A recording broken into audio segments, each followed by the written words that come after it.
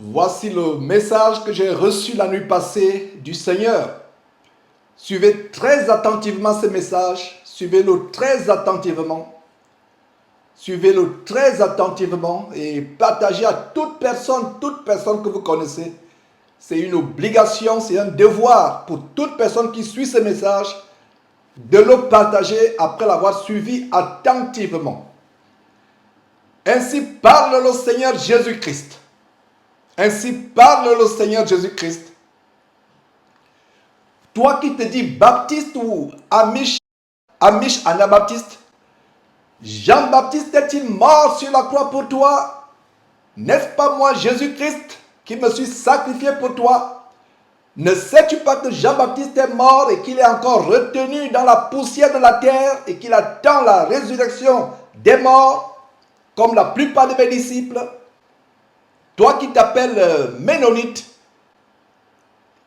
est-ce Méno Simon qui a été crucifié pour toi? N'est-ce pas moi, Jésus-Christ, qui a enduré la souffrance indescriptible d'une mort atroce pour toi? Et toi qui t'appelles luthérien, Martin Luther est-il ton sauveur? A-t-il versé une seule goutte de son sang pour te sauver? N'est-ce pas moi, Jésus-Christ, qui ai vidé mon sang précieux et pur pour te sauver? Et toi qui t'appelles calviniste, qui est Jean Calvin? Est-il ressuscité les morts? Jean Calvin peut-il te donner la vie éternelle? Et toi le zwingliste, Ulrich Zwingli est-il monté au ciel? S'est-il assis à la droite de Dieu le Père pour être ton avocat en intercédant en ta faveur pour tes péchés? Oh, que vous êtes égarés!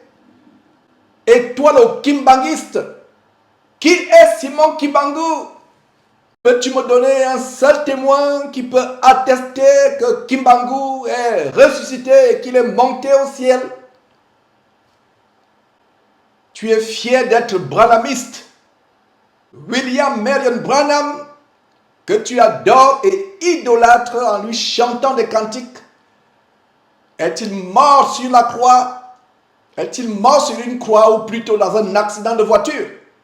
Est-ce à ce point que tu as été envoûté pour arriver à croire que le tombeau de Branham est vide et qu'il n'est pas dans ce tombeau, qu'il est au ciel? Ne sais-tu pas que personne ne va ressusciter tant que mon Père ne donne le signal, le feu vert? Et toi, adventiste, qui idolâtre Ellen White, est-elle morte pour toi sur une croix? C'est déjà une abomination d'écouter une femme enseigner la parole de Dieu et prendre autorité sur les hommes. Retournez à ma parole. Retournez à la parole que mon Père vous a donnée. Et toi, le témoin de Jéhovah, zélé, qui est Charles Russell? Charles Russell est-il actuellement au ciel ou plutôt dans le séjour des morts? Est-il mort sur la croix pour toi? Qui vous a envoûté pour courir après les traditions des hommes? Et toi qui te dis mariste, qui t'a ensorcelé pour te faire croire que Marie est montée au ciel et qu'elle a la porte du ciel, la porte pour y entrer? Ne sais-tu pas que Marie est toujours dans la poussière de la terre et qu'elle attend elle aussi la résurrection des morts et l'enlèvement des élus de l'Église? Comment ne comprends-tu pas qu'il s'agit plutôt d'un démon et que moi, le Seigneur Jésus-Christ, je suis la seule porte qui mène au ciel et que personne ne peut y entrer s'il ne passe par moi? Retournez aux Écritures saintes. Fuyez les traditions des hommes. Fuyez les traditions des hommes.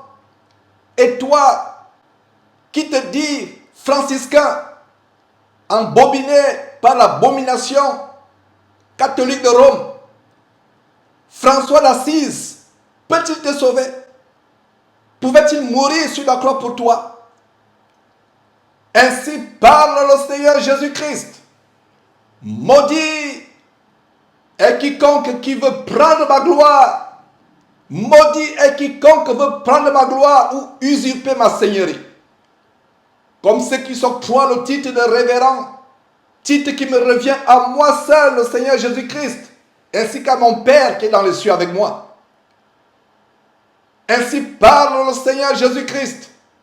Sortez des religions et des fausses églises dénominationnelles. Sortez de ces religions et fausses églises dénominationnelles dont les fondateurs ne sont que des humains.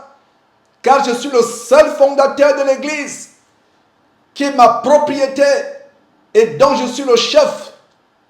Malheur à celui qui s'octroie la chefferie ou la seigneurie de cette église. Elle m'appartient. Elle m'appartient. Ainsi parle le Seigneur Jésus-Christ. Celui ou celle qui rejette ce message ne rejette pas un homme, mais me rejette moi, Jésus-Christ. Cette personne ne montera jamais au ciel et ne verra jamais ma face, mais aura sa part avec les souffrances indescriptibles et éternelles du lac de feu et de soufre qui ne s'éteindra jamais. Que celui qui a les oreilles pour entendre, entende.